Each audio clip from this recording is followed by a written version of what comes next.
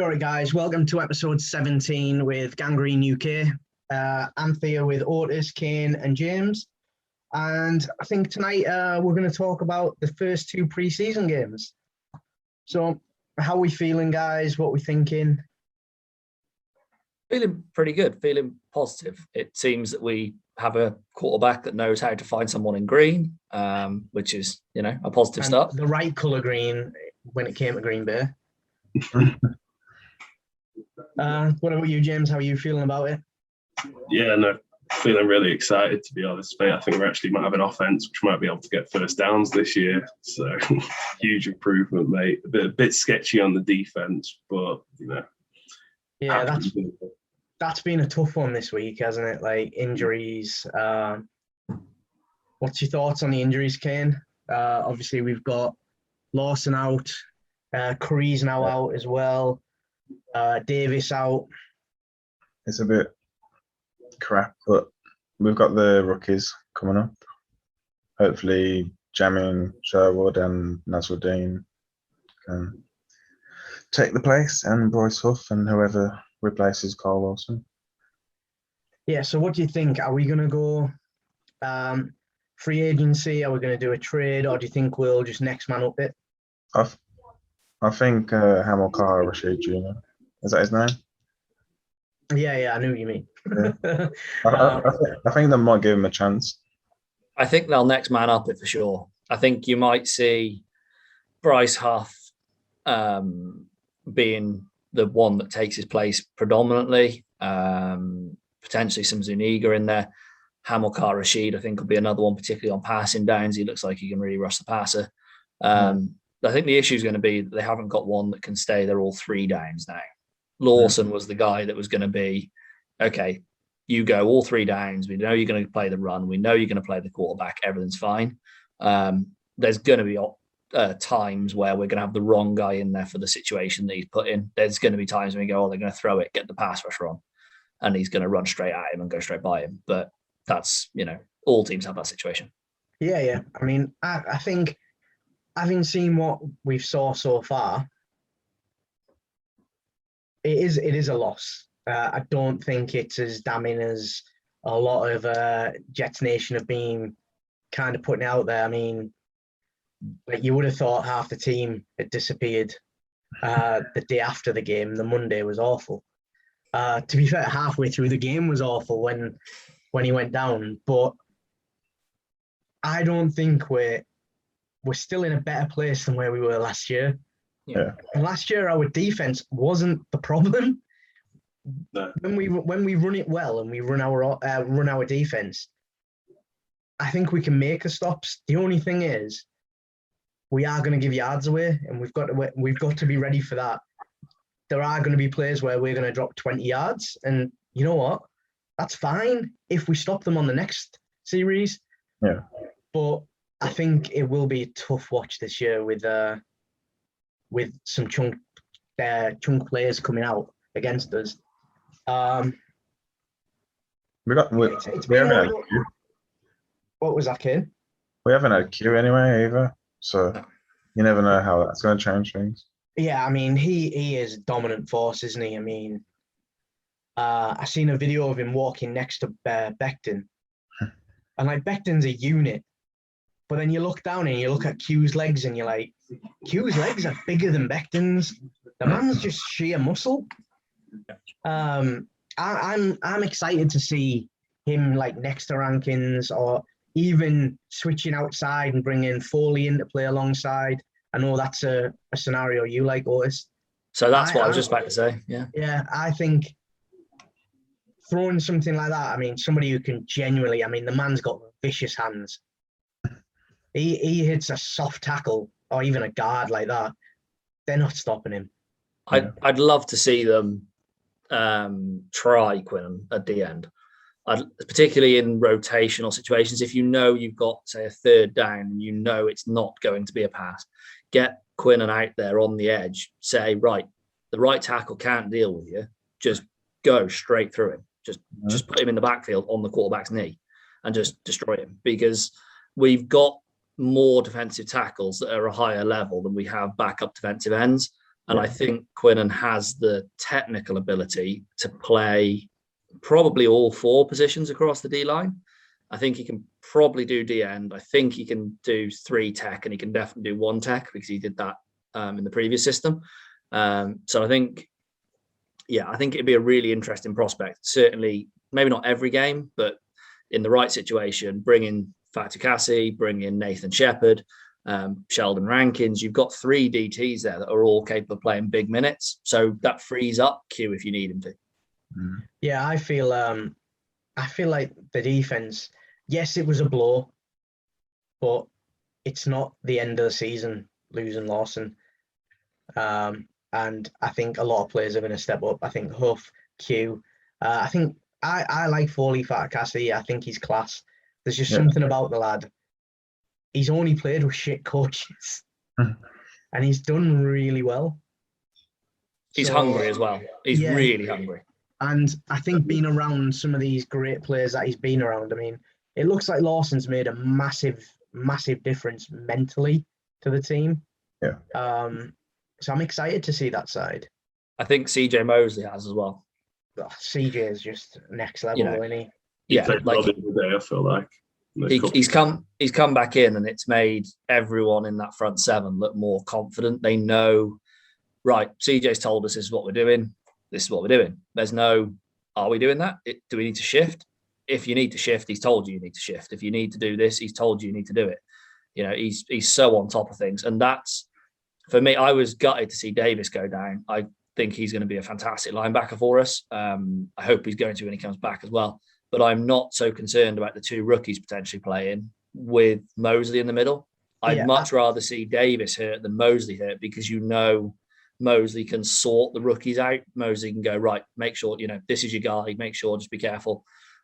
He should set that defense pretty well still. Well, that's what, I mean, with the Davis injury, I mean, at the time of recording this, it came out that it's not actually as bad as what it's been treated.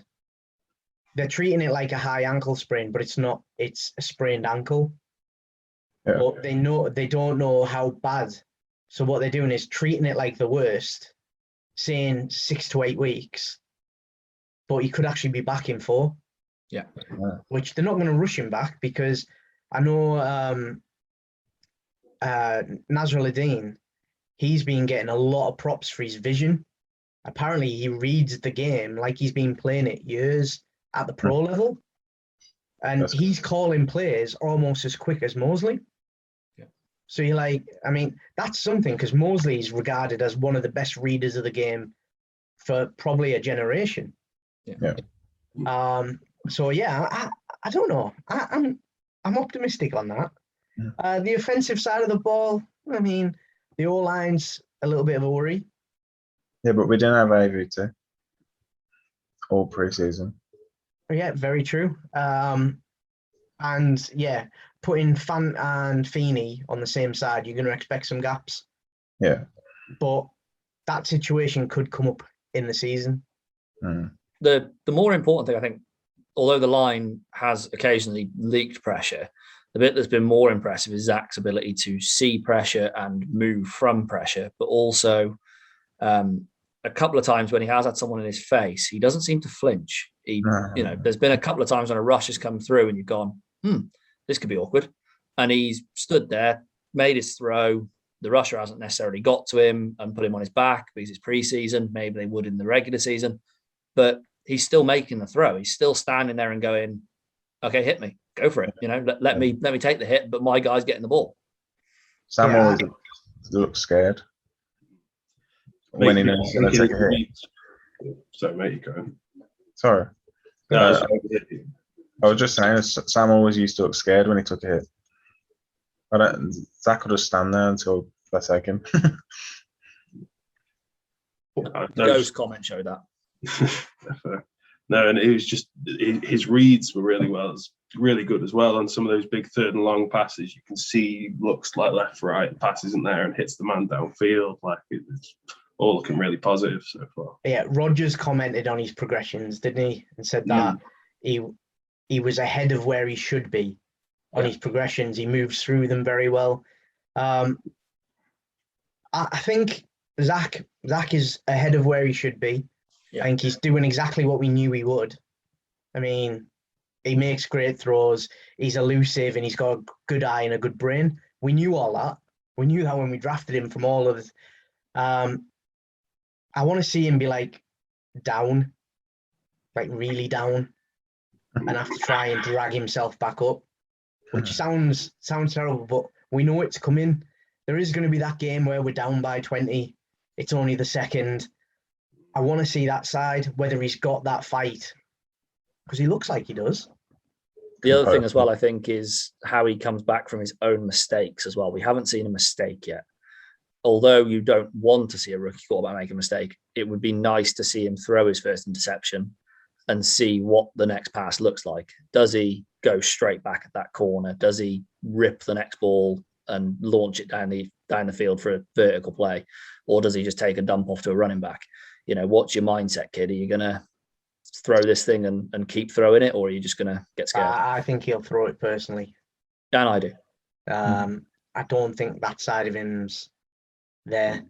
With it, when it comes to wide receivers, we've actually got some. Who knew? Yeah, we haven't even had Elijah Moore in either. No, and you know what? I think that's probably one of the best things to ever happen for us. Yeah, hiding what he does. And then, nobody knows. Like, you've got to feel sorry for those poor Carolina defenders who are going to have about 8 minutes of practice film on him. Yeah. Because it doesn't show how fast he is. It doesn't show how good his hands are. It doesn't show how powerful he is going for the ball. Mm-hmm. So we might get half a game where they actually don't know what they're going against. Hopefully. It's his technique in and out of the breaks that's really impressed me. The way the kid gets the top of his route and then puts one foot in the dirt and is just gone a different direction. It's brilliant. They talked about Devontae Smith from Alabama having that and being like, oh, this is the route runner. This is the guy that's going to run crisp routes straight away in the NFL. I don't know where that analysis was on Moore, because it looks every bit as good as Smith. Okay, he wasn't at Alabama. He wasn't putting up 1,600 yards. He wasn't winning the Heisman. But the kid runs really clean routes. He's definitely got speed. He's definitely got hands. It's really, really impressive, the whole round game.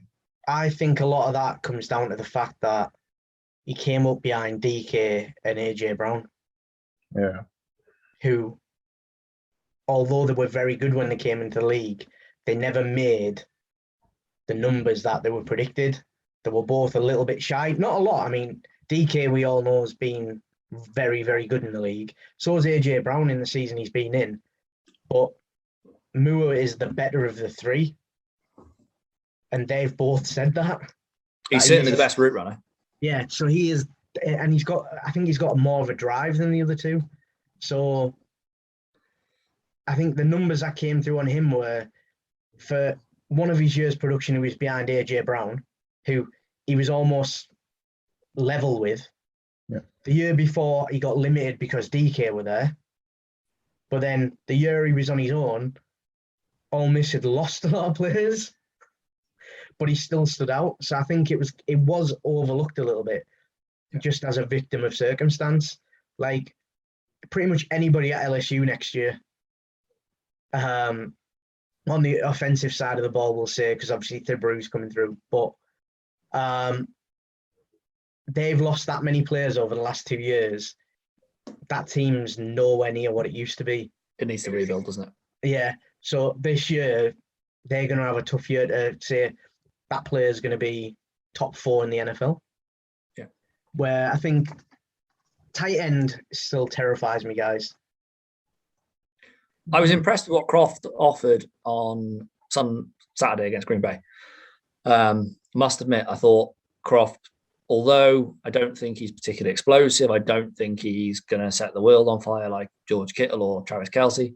I think for just getting reliable first downs, running the seam, out routes, I think Croft's going to be a reliable option. He seems like his hands are decent, probably above average, better than I was expecting, certainly.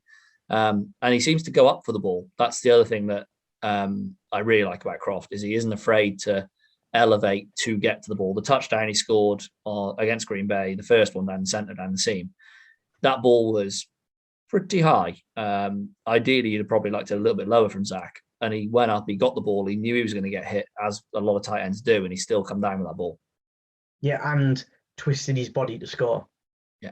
Well, a lot would have went the other way. My only thing with Croft, right? If we're keeping Croft, we're dropping Griffin. That's fine. Because Yeah, probably. Or Brown. I would probably get rid of both. Yeah. Because Croft is Griffin part 2 for me. He's your red zone. He's never going to let you down. I was just going to say, he looked like Griffin when he caught the touchdowns. He's a better blocker than Griffin, I think, as well. Yeah. So if Croft's bringing that in, where he's a better blocker, but he's going to give you equal production in the red zone, I think you kind of have to go, well, I'm going to save my 1 million off my cap that I don't really need to save for the sake of it. Like, I'm not going to give up a roster spot to a 30-year-old tight end when I've got better. Yeah, definitely. Any other players you want to talk about before we end our episode, guys? I don't think there is for me, to be honest. I think I'm pretty happy with what we've covered. Maybe just running backs, really. Yeah, I mean, currently I think it's where we all thought it was going to be. I mean, the depth chart after the game has it as Coleman number 1, P. Ryan as 2, Carter as 3. Ty Johnson as 3, Carter as 4. So P. Ryan is still ahead of everybody, but he didn't take any first team reps. He only played with the second team. I'm going to be honest, I've actually been a little bit disappointed with the run game as a whole so far preseason, but particularly with Michael Carter. Given what was coming out of camp and how explosive he looked, I'm not seeing explosive. Definitely has to be the number 1 back. Yeah. I think we said it the other day. It kind of looks like he's running in sand a bit as compared to his college play. There's just not that pop and that speed that we saw. I think that highlights as well, doesn't it, the difference between a defensive end or a linebacker in college and a linebacker or defensive end in the NFL. You ain't just going to put your foot in the dirt and outrun him. You're going to get lit up, and he's not. I don't know. He's had a couple of plays where he's bounced outside and he's cut back, and that's been fantastic.